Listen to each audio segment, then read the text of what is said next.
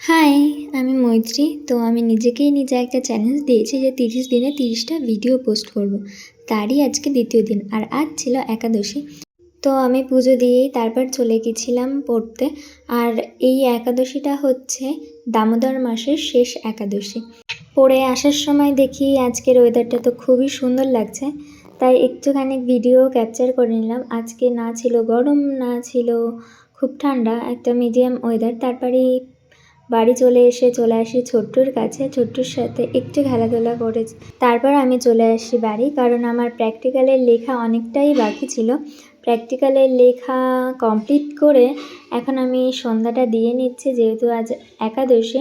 আর এই একাদশী বলে কোনো কিছু হয় না, আমাদের বাড়ির প্রত্যেক দিনই আরতি হয়।